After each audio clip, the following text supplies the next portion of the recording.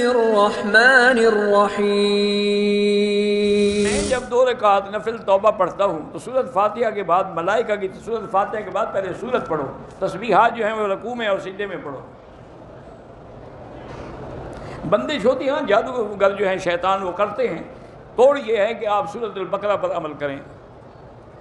کسی کام میں دل نہیں لگتا تو استغفار کریں. نماز کی قبولیت کا پتہ تب چلتا ہے جب اگلی نماز پڑھنی نصیب ہو.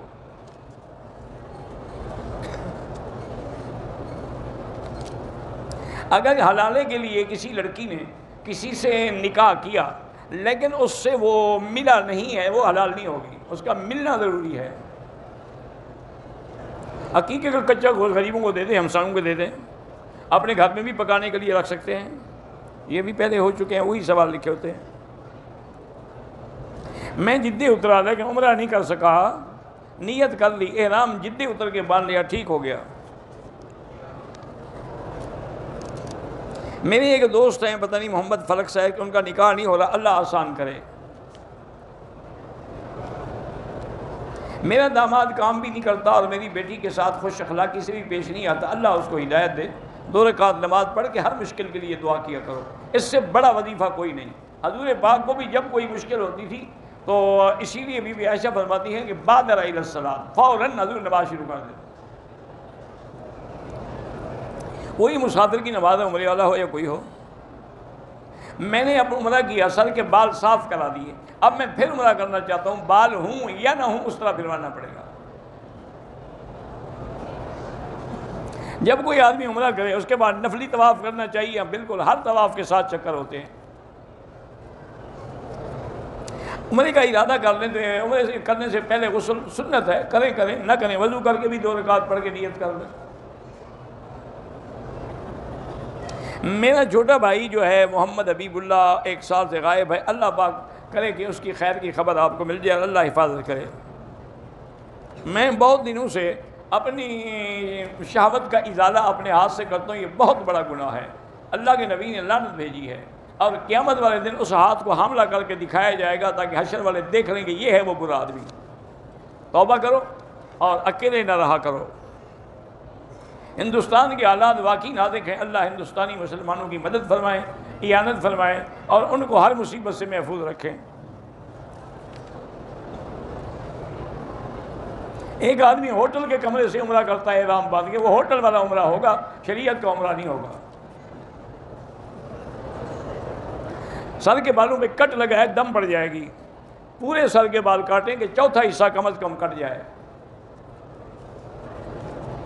اس پہ دم پڑ جائے گی، عمرے میں کیا کمی ہوگی. احرام کو کسی چیز سے باندھ سکتے ہیں لیکن نعرہ ڈال کے اس کو باقاعدہ سلا ہوا نہیں بنا سکتے. میری امی ابو فوت ہو گئے ہیں، بالکل ان کے لیے مغفرت کی دعا بھی کریں، ان کے لیے عمرہ وغیرہ بھی کریں. حیات النبی کے مسئلے میں کوئی اختلاف ہی نہیں ہے، پوری دنیا امت مسلمہ سب اللہ کے پیغمبروں کی حیات کے قائل ہیں. اختلاف اس میں ہے کہ برزخی ہے یا دنیا ہے، حیات کے تو سب قائل ہیں، کوئی بھی منکر نہیں ہے.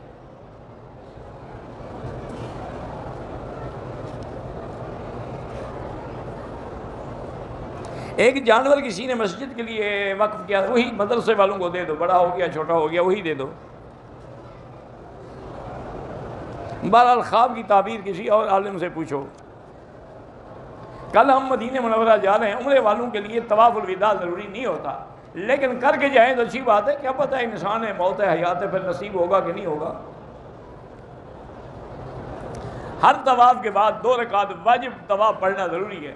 مقام ابراہیم کے پیچھے یا حتیم میں یا پورے مطاف میں جہاں موقع ملے پڑھیں. نماز حرم میں پڑھتے ہوئے خانہ کعبے پہ نظر نہ رکھیں، سجدے والی جگہ نظر رکھیں، کیونکہ نماز جو ہے یہ تذلل ہے، عاجزی ہے اللہ کے دربار میں. ہمارے ملک میں بجلی کے ہیٹر جو ہیں وہ چل رہے ہوتے ہیں سامنے، کوئی بات نہیں. بہرحال یہ آگ کی پرستش نہیں ہوتی، ہیٹر سائڈ رکھ لیا کرو کہ سجدے کے سامنے نہ ہو. لیکن اگر سردی ہے اس کو دور کرنے کے لیے چلائے جائیں تو کوئی منع نہیں. نعوذ باللہ تم کوئی آگ کی پوجا کر رہے ہو. تمام انبیاء اپنی قبروں میں زندہ ہیں. سرکار دو عالم صلی اللہ علیہ وسلم کے واجہ شریف میں جا کر پھر باقاعدہ سلام خطاب سے کریں، الصلاۃ والسلام علیک یا رسول اللہ، الصلاۃ والسلام علیک یا حبیب اللہ. انعام باندھ کے جوتا پہن لیا تھا، کوئی بات نہیں۔ حضور پاک کا حکم ہے کہ وہ میقات ہے، اس لیے وہاں بورڈ بھی لگا ہوا ہے طائف کے ساتھ وادی سہل میں۔ جب حضور نے فرمایا میقات ہے، ضروری تو نہیں کہ حضور وہاں سے عمرہ کریں، فرما دیا ہے کہ وہاں سے عمرے کے بغیر نہ گزرو۔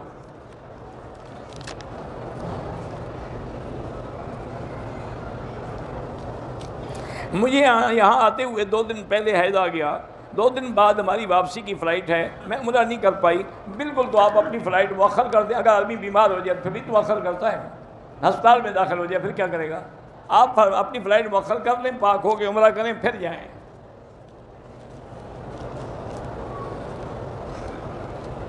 کمر میں اللہ والم رسولی ہے، اللہ شفا عطا فرمائے۔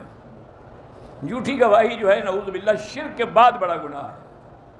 شہادت الزور، اللہ کے نبی نے فرمایا شرک کے بعد بڑا گناہ جو ہے جھوٹی گواہی۔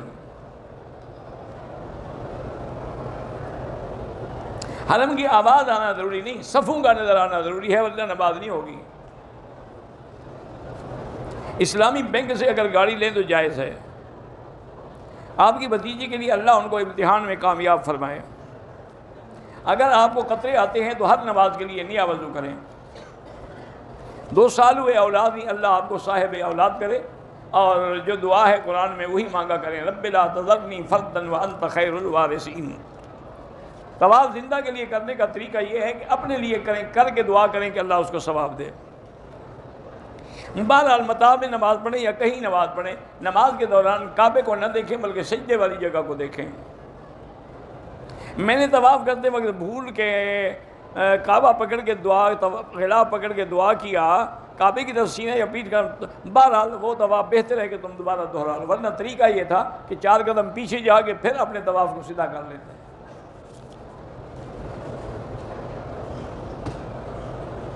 ہمیں ٹور والے جو ہیں وہ جو مرغیاں وغیرہ کھلاتے ہیں وہ باہر کی آتی ہیں، باہر کی مرغیوں کا کوئی اعتبار نہیں، کیونکہ وہ کافر ملک ہیں، وہ کون سے ہمارے لیے آدمی رکھے ہوئے ہیں کہ ذبح کریں گے اسلامی طریقے سے؟ وہ تو یہ کرتے ہیں جی کہ ٹیپ ریکارڈر لگا دیتے ہیں، ٹیپ ریکارڈر چلتا رہتا ہے، بسم اللہ اللہ اکبر بسم اللہ اللہ اکبر، اور ان کی گردنیں کٹتی رہتی ہیں۔ وہ نہ کھایا کریں، بہتر ہے۔ بہرحال عمرہ کریں جائز ہے، طواف کریں جائز ہے۔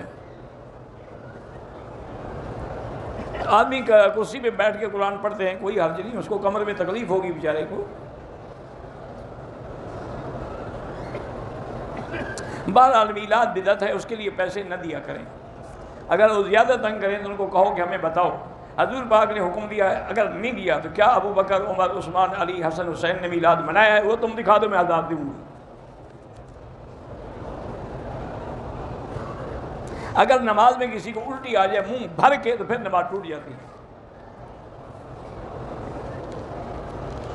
اگر ہوائی جہاز میں سفر کریں اور نماز کا ٹائم ہو جائے، وہ نماز پڑھنے کے لیے جگہ دیں، کھڑے ہو کے پڑھ سکتے ہوں پھر پڑھیں، ورنہ اتر کے قضا پڑھیں۔ ہم نے 10 دن پہلے عمرہ کیا تھا، طواف کی ابتدا ہم نے حتیم سے کی تھی، وہ طواف ہوا ہی نہیں، اس کی ابتدا حجر اسود سے ہوتی ہے۔ آپ دوبارہ ایک صحیح طریقے سے طواف کر لیں۔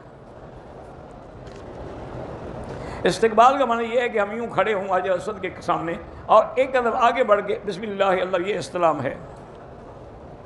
طواف کے دوران نہ کعبے کی طرف سینہ کریں نہ پشت کریں، کیونکہ طواف نماز کے حکم میں ہے۔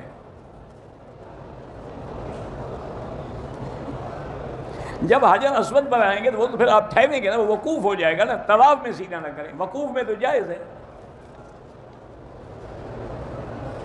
طوطا اور مور میرے علم میں نہیں ہے، لیکن میں نے سنا یہی ہے کہ وہ حلال ہے۔ ویڈیو کال پہ روضہ رسول پر کسی کو دکھائیں، بالکل ناجائز ہے، بے ادبی ہے۔ وہاں تو آدمی ایسے جائے کہ پاؤں کی آواز بھی پیدا نہ ہو، انتہائی خشوع خضوع کے ساتھ، ادب کے ساتھ۔ ادب والے وہ تو نہیں ہوتے جو فلمیں بناتے رہیں۔ مسجد مکہ میں رہتے ہوئے نفلی طواف کا زیادہ ثواب ہے عمرے سے۔